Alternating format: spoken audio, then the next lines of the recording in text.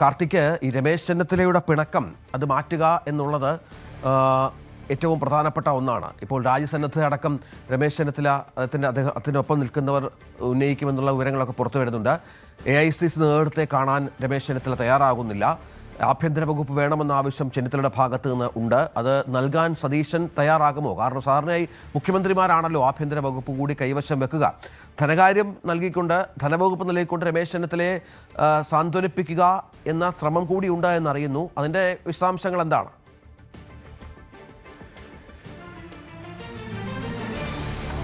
രഞ്ജിത്ത്, ഈ ഘട്ടത്തിൽ കോൺഗ്രസിനുള്ളിൽ പ്രത്യേകിച്ച് നിയുക്ത മുഖ്യമന്ത്രിയുടെ ആദ്യ കടമ്പ രമേശ് ചെന്നിത്തലയെ അനുനയിപ്പിക്കുക എന്ന് തന്നെയാണ്. പക്ഷേ ആഭ്യന്തരം നൽകിക്കൊണ്ടുള്ള ഒരു വിട്ടുവീഴ്ചയ്ക്ക് സതീശൻ ക്യാമ്പ് തയ്യാറല്ല എന്ന വിവരങ്ങളാണ് പുറത്തു വരുന്നത്. സ്വാഭാവികമായും അങ്ങനെയെങ്കിൽ മന്ത്രിസ്ഥാനത്തേക്കില്ല, അതായത് ഈ മന്ത്രിസഭയിലേക്കില്ല എന്ന ഉറച്ച നിലപാടിൽ തന്നെയാണ് രമേശ് ചെന്നിത്തല ഉള്ളത്.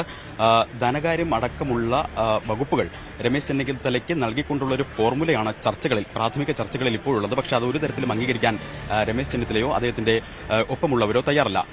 പ്രത്യേകിച്ച് അദ്ദേഹത്തിന്റെ കൂടെയുള്ള ഐ ഗ്രൂപ്പിൽ അദ്ദേഹത്തെ പിന്തുണയ്ക്കുന്ന MLA-മാർക്ക് അദ്ദേഹം മന്ത്രിസഭയിലേക്ക് വരണമെന്ന അഭിപ്രായമുണ്ട്. പക്ഷേ അദ്ദേഹം ആഭ്യന്തര വകുപ്പ് വേണം എന്ന ഉറച്ച നിലപാടിൽ തന്നെയാണ്. ഒരുപക്ഷെ അത്തരത്തിൽ ആഭ്യന്തര വകുപ്പ് നൽകാൻ തയ്യാറായില്ലെങ്കിൽ കടുത്ത നിലപാടിലേക്ക് പോകുമെന്ന സൂചനകളും അദ്ദേഹത്തിന്റെ ക്യാമ്പ് നൽകുന്നു. അതിലേറ്റവും പ്രധാനം ഭീഷണി അടക്കം മുഴക്കിക്കൊണ്ടുള്ള ഒരു സമ്മർദ്ദ തന്ത്രം രമേശ് ചെന്നിത്തല ക്യാമ്പിന്റെ ഭാഗത്ത് നിന്ന് ഉണ്ടാകും എന്നതാണ്. മാത്രമല്ല, അദ്ദേഹത്തോടൊപ്പമുള്ള ജനപ്രതിനിധികൾ, അദ്ദേഹത്തെ പിന്തുണയ്ക്കുന്ന ജനപ്രതിനിധികൾ കൂടി അവർ കൂടി രാജ്യസന്നദ്ധത അറിയിക്കും. അങ്ങനെ സമ്മർദ്ദം ശക്തമാക്കാനാണ് രമേശ് ചെന്നിത്തല ക്യാമ്പിന്റെ തീരുമാനം. ഒരു അനുനയത്തിന് തയ്യാറാണ്, പക്ഷേ ആഭ്യന്തര വകുപ്പ് അടക്കമുള്ള കാര്യങ്ങളിൽ വിട്ടുവീഴ്ചയ്ക്ക് ഇല്ല എന്ന നിലപാടിലുമാണ്.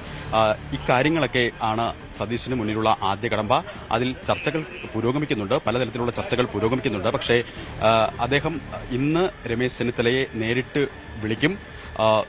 വിളിച്ച് ചർച്ചകൾ നടത്തും. ഒരുപക്ഷെ അതിനുശേഷമാവും ഉഭയകക്ഷി ചർച്ചകളിലേക്ക് കടക്കുക. ഉഭയകക്ഷി ചർച്ചകളിൽ ഏറ്റവും പ്രധാനം ആദ്യഘട്ടത്തിൽ ലീഗുമായുള്ള ചർച്ചകളാണ്. 5 മന്ത്രിസ്ഥാനമാണ് അവർ ആവശ്യപ്പെടുന്നത്. സ്വാഭാവികമായും നേരത്തെ വ്യവസായം, അതോടൊപ്പം തന്നെ വിദ്യാഭ്യാസം, പൊതുമരാമത്ത് അടക്കമുള്ള നിർണായക വകുപ്പുകളാണ് അവർ കൈകാര്യം ചെയ്യുന്നത്. ആ വകുപ്പുകളൊക്കെ അതേപടി മുസ്ലിം ലീഗിന് വിട്ടു നൽകുമോ എന്നത് നിർണായകമാണ്. അതോടൊപ്പം തന്നെ 2 മന്ത്രിസ്ഥാനം ആവശ്യപ്പെട്ടുകൊണ്ട് കേരള കോൺഗ്രസ് ജോസഫ് വിഭാഗവും ഒരു സമ്മർദ്ദം നേരത്തെ തന്നെ ശക്തമാക്കിയിരുന്നു. പക്ഷേ ആ സമ്മർദ്ദത്തിന് വഴങ്ങാനുള്ള സാധ്യത കുറവാണ്. ഒരുപക്ഷെ ഒരു ചീഫ് വിപ്പ് സ്ഥാനം നൽകിക്കൊണ്ടുള്ള ഒരു ഒത്തുതീർപ്പിലേക്ക് കാര്യങ്ങളെത്തും. എന്നാൽ CMP അടക്കമുള്ള കക്ഷികളും, അതായത് CP ജോൺ അടക്കമുള്ളവർ ഇന്ന് ഉഭയകക്ഷി ചർച്ചയിൽ മുന്നോട്ട് വയ്ക്കാൻ പോകുന്ന ഒരു ആവശ്യം സഹകരണവും അതോടൊപ്പം തന്നെ മറ്റൊരു വകുപ്പ് കൂടി വേണം എന്നതായിരിക്കും. അക്കാര്യത്തിൽ എന്ത് നിലപാട് സ്വീകരിക്കും എന്നതും നിർണായകമാണ്. എന്തായാലും ജലസേചന വകുപ്പ് അടക്കം പ്രമുഖ വകുപ്പുകൾ ഇത്തവണ ചോദിക്കണം എന്ന നിലപാടിലാണ് ഷിബു ബേബി ജോൺ ഉള്ളത്.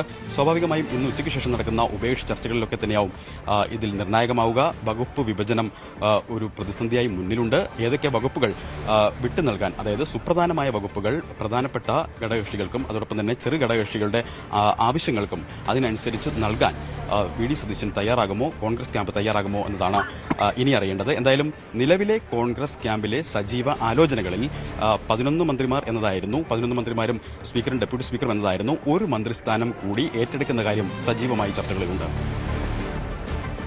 VR കാർത്തിക്കാണ് വിവരങ്ങൾ പങ്കുവച്ചത്. ഏതായാലും AICC നേതൃത്വത്തെ രാജ്യസന്നദ്ധ അറിയിക്കുന്ന തരത്തിലേക്കൊക്കെ കാര്യങ്ങൾ രമേശ് ചെന്നിത്തല നീക്കുന്നുവെന്നാണ് മനസ്സിലാക്കേണ്ടത്. രമേശ് ചെന്നിത്തലയ്ക്ക് ആഭ്യന്തരം വേണം, അതാണ് ആവശ്യം. അത് VD സതീശൻ നിയുക്ത മുഖ്യമന്ത്രി സമ്മതിക്കുമോ എന്നുള്ളത് നമുക്ക് കാത്തിരുന്ന് കാണേണ്ടി വരും. കോൺഗ്രസിലെ ഒരു പുതിയ തർക്കമായി അത് മാറുന്നുണ്ട് താനും.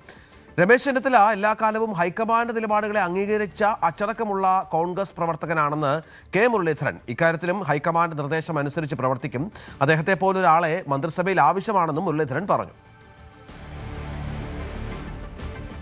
എല്ലാ കാലത്തും ഹൈക്കമാൻഡിന്റെ നിലപാടുകളെ അംഗീകരിക്കുകയും ഒരു അച്ചടക്കമുള്ള കോൺഗ്രസ്സുകാരനായി പ്രവർത്തിക്കുകയും ചെയ്ത വ്യക്തിയാണ്. അതുകൊണ്ട് ഇക്കാര്യത്തിലും അദ്ദേഹം ഹൈക്കമാൻഡിന്റെ നിർദ്ദേശങ്ങൾ അനുസരിച്ച് അദ്ദേഹം പ്രവർത്തിക്കുന്നുള്ള കാര്യത്തിൽ ഒരു തർക്കവുമില്ല. അദ്ദേഹത്തിനെ പോലെ ഒരാൾ ക്യാബിനറ്റിൽ ആവശ്യമാണ്. ഞാൻ എന്റെ കാര്യമൊന്നും പറഞ്ഞിട്ടില്ല, എന്നോട് സംസാരിച്ചിട്ടില്ല, ഞാൻ അങ്ങോട്ടും കയറി പറഞ്ഞിട്ടില്ല. കോൺഗ്രസ് ഒരു ജനാധിപത്യ പാർട്ടിയാണ്. അഭിപ്രായങ്ങളുടെ സ്ഥലത്ത് അഭിപ്രായ വ്യത്യാസം ഉണ്ടാവും. പക്ഷെ ഹൈക്കമാൻഡ് ഫൈനലായിട്ട് ഒരു വാക്ക് പറഞ്ഞാൽ അതിൽ മേലെ ഒന്നുമില്ല. അല്ല, അദ്ദേഹം തന്നെ ഇരിക്കുന്നതാണ് UDF-ന് കുറച്ചുകൂടെ സൗകര്യം. മുഖ്യമന്ത്രി ആയിരുന്നപ്പോൾ 102 കിട്ടി. ഇനി അദ്ദേഹം പ്രതിപക്ഷ നേതാവായി ഇവിടെ ഇരുന്നാൽ മിക്കവാറും അസംബ്ലി തൂത്തുവായിരുന്ന അവസ്ഥയിൽ ഞങ്ങളെത്തും. ശക്തമായിട്ട് പ്രതിപക്ഷം വേണമെന്നാണ് ഞങ്ങൾ എപ്പോഴും